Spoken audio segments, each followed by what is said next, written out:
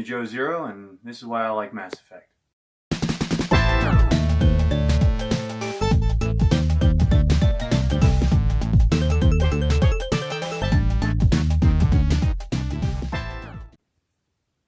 One of my buddies went and bought the game. It was Mass Effect 2. We were just kind of looking for something extra to play, and we ended up picking up Mass Effect 2, played it for a while, and after seeing him play it, I decided to go ahead and pick it up myself. From right then and there, I really enjoyed the franchise. I played through 3, tried to go back to play 1, did what I could with it. It's a little bit harder, but I kind of became a huge fan of the franchise through all that.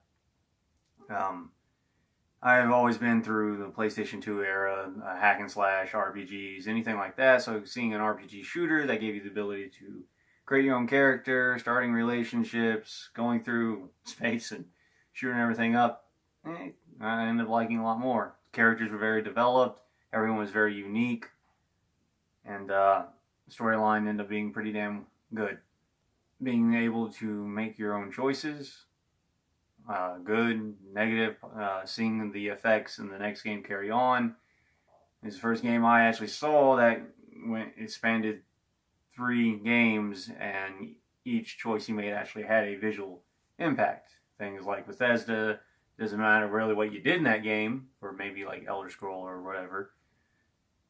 By the next one, nothing you did really mattered. They just kind of picked their own route. In this case, this was a game that what you chose dictated what was going to pretty much occur in the next game. Whether Rex was your best buddy leading the Krogans, or dead and his dick brother in charge. God, I hated that guy. But, playing through, like the guns, everything else,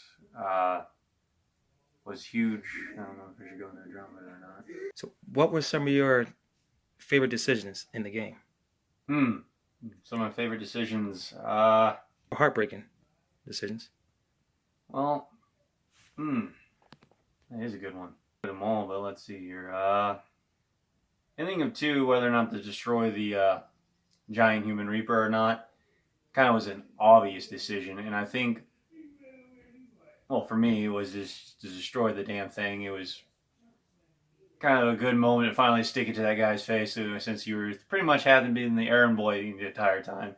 Oh yeah, the choices of all your crew members are entirely up to you. Except it's not. There's dossiers, and you have to go get. I was kind of expecting I could say no, but yeah, apparently not. But it was really the ending part of it altogether. The fact that right before you fight the boss, that was probably my favorite, because it caused me the most issues. Choosing who you leave behind and who you took with you, depending on who was loyal and who wasn't, I had to play that like 5 damn times.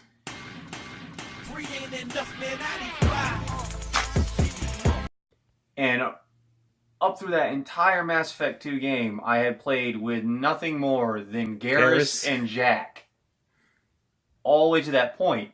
And when I took Garrus and Jack into the final boss fight, I found that Miranda, Mordin, and Tali died.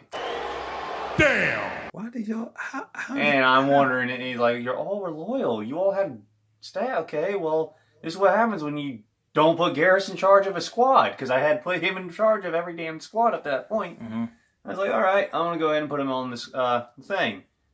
Well, Miranda didn't die, but Mordin and Tali did. And it seemed, I tried like one other combination, couldn't remember, try to go with, and then I was like, you know what? Why don't I actually try to bring Mordin and Tali into the thing? Well, it worked, but then Miranda died again. I'm like, well, yeah. So when it got to that point, for the 5th time, when it got to who you gonna lead the entire crew back to the ship, it's like, I'm gonna put Mordin on a limb here, since he had that espionage background. And sure enough, he made it with the entire crew intact. I'm like, oh, thank God. Well, Miranda's kind of 50-50, and I got Tali, so let's take these two. That worked. And everyone finally survived. And I like the idea that when I talk to other friends, it turns out they didn't do what I did, and for whatever reason, Popes. it worked. You remember Popes? Oh no, you don't remember Popes. Didn't everyone die on his? Yeah, everyone before freaking people. See, Pope didn't upgrade his ship all the way. He didn't do nothing. Everyone died. So I gotta say that was probably the best one I saw. That was like the best playthrough because so many people were dying just to get to the mission, and every pick he made through every decision led to someone dying. He put Legion through. No, he put Morden through the pipes. Wrong. Because he was, by that point, we lost the engine blew, killing Tolly. You lost your best engineer. Legion. Well, we didn't really know what Legion can do because you had just got him. So we weren't 100% sure if we can go through or not. What being with a robot, maybe the heat or something. We were just kind of guessing at it. We lost Jack straight off the bat. I remember watching her die, and I was like, "You bastard!" And we lost Thane. So these three people were gone immediately, and it's like, so you lost one of your strongest biotics, one of your best gunmen, and you're probably the only legitimate tech support you had. It's like, I don't recall anyone else actually having the title engineer. And when they all died, he ended up choosing Morden, who took a rocket launcher to the face and died. Then he chose Samara and Legion during the go through the bio bubble mission. Oh. Which somehow I wasn't there for that one, but from what he told me, Legion got picked up and carried away like Dorothy with the freaking He's not a biotic, man. We chose Samara to use the biotics. Okay. And his team members that went through with him consisted of Legion and one other, and somehow Legion during this mission gets taken away. I don't know if it's because Samara wasn't all the way loyal, therefore she can hold it. I wasn't there to see it, but when he told me he got picked up and carried away, all I could hear was dun dun dun dun dun dun dun dun. Poor bastard. And we get to the final mission. I'm thinking, look, he then screwed around and therefore was late, and we got to watch everyone's favorite psychiatrist, Melt. What's her name? I can't quite remember right now. She melted and died. Are you talking about Doc Chakwas? Yeah, Dr. Chakwas. She passed away horribly. Watched her turn into goop. That was a painful process. And after that, I got back in and told him, look, you got basically nobody. You need to put, and I was thinking, look, everyone's dying. Put Grunt in charge to get the heaviest hitter. You got to ensure everyone else makes it.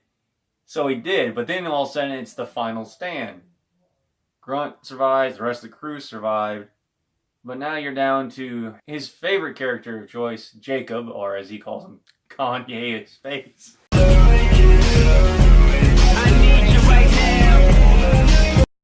Kanye Space Kanye. Space Easy. Yeah, Space Easy. But him, Miranda, Samara, and God, I think that was it at the time because the DLC he hadn't bought the DLC yet. So it wasn't Kasumi and the other dude. Yeah. Now I'm gonna talk about what went wrong with Andromeda. Just wrecked it. You wrecked it. What went wrong with a drama? Yeah, what went wrong with Andromeda? Where did it fail you? If you go on to every damn YouTube channel to anything else, they always tell you the same things. The graphics, the facial expressions were off. The mouthpiece didn't work. There was some glitching. Error. Yeah, a company that has been 3 games deep into a series should have probably, absolutely should not have made those mistakes. But it did get put down to a side company, a sister company to it. But what really gets it is more of a death by 1,000 cuts, in my opinion. I went through the game. A lot of it had a lot of potential. A lot of, ooh, this and ooh, if that happens, and what if this and that. But when you're playing through the first probably thing, if you're a fan like I am, the first hurdle you got to get across is this is not Mass Effect. This is not the one we know. You are not Shepard. Mm-hmm. You're Turian.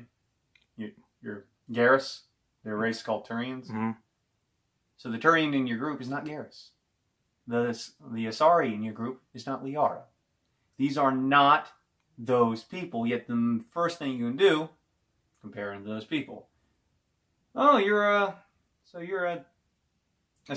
So what? You like Morden? No, I am not. I have a photographic memory, and I do not talk a lot. I just like everything being exactly where it is. I'm very anal about my shit being moved.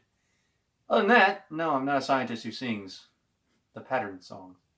God, I actually listened to that twice. It's a tear coming down your eye right now. Yeah, I did. It's the fact that he did that, sung that damn song. Yeah.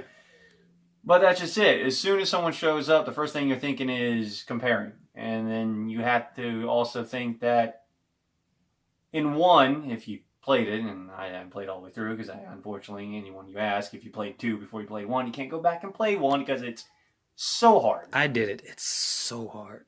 Now, if you're going to compare Mass Effect 1 to Andromeda being the first of the other thing, it's not as bad.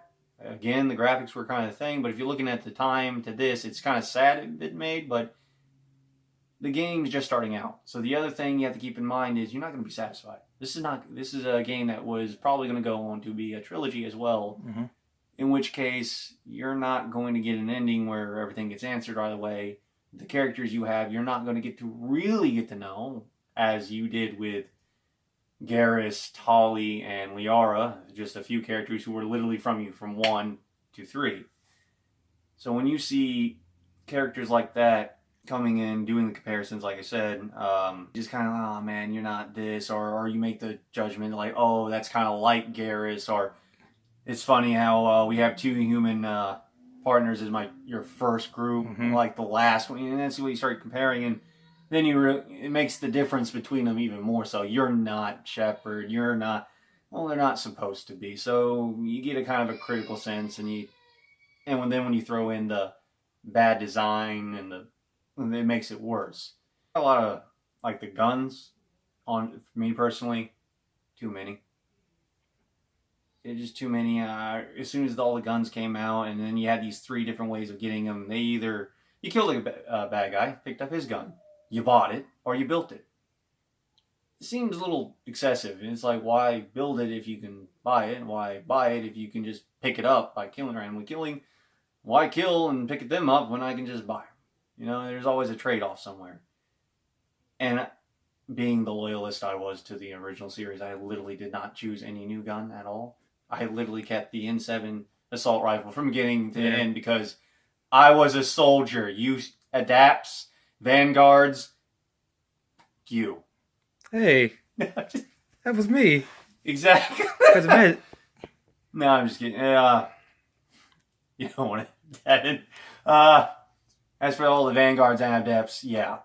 No, thank you. I was a soldier. I prefer the bullets, gunfire, and all that. See, for me, I was like, warp. Use warp. Always use warp. No. Yeah, there was that there, but with soldier... Well, hell, in 2, it was the only one you got with the assault rifle right off the bat. Yeah. All the accuracy was good.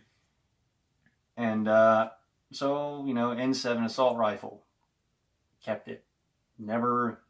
Sure, there was better guns. There was probably better guns. Yeah. No, I like my N7. It was my rifle. There was many like it, but that one was mine.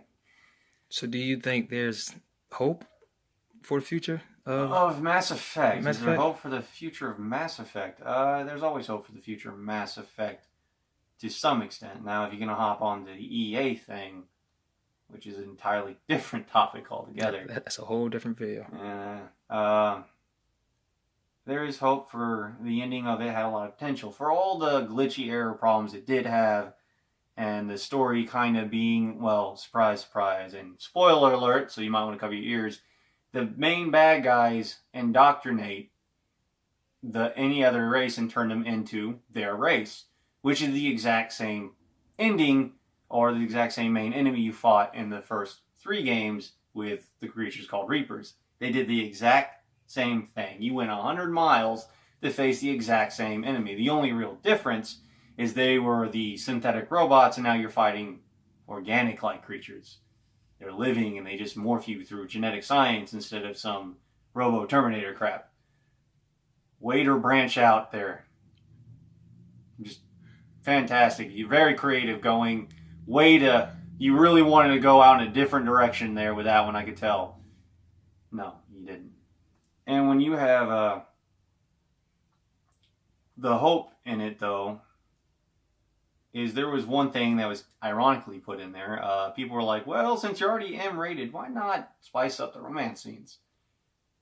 Romance scenes were really good. To what was all the other ones. You have better analogy with the characters, different options, introduced a little bit more of same-sex relationships and all that. So they kind of, they exploited that one better. They listened. And they showed you that they're still listening because a lot of people I heard were asking about that. So seeing that was kind of neat. Introduced the the choice of, or the mistake of having more than one relationship at a time. You could have one of the crew members in this sorry news reporter and then some historian girl from another planet, which all kinds of trouble come from, but they added that in there, which, could have presented a fun, troublesome continuation to the next one. Many of the planets have leftover things like these whale-like creatures underneath the water, which you never really understood what that was about, but again, that's what it was something to look forward to. If you delved in, you learned that Cerberus was actually somehow involved in it, a enemy of the old, or became one of the enemies you faced in at least 3. And then in Andromeda shows that it has some play. So there's a lot of behind the scenes things going on and a few other things which you'd probably just have to play the game instead of spoiling all of it for you guys. With every little this, little that, characters actually, some were hit and miss. I liked I like PB. She was actually pretty funny. She had the same kind of setup as Liara, but at the same time, very well distinguished herself as being a different. Yes, I study the technologies from an alien race that has pre-existed like Liara, but Liara was kind of the lab rat to herself who had to kind of come out of her shell while she's been out of the shell for eons. She kind of popped out of there and just happy-go-lucky. And then you had, of course, everybody, or at least I know a friend of mine, is a big fan of the Grunt and Rex.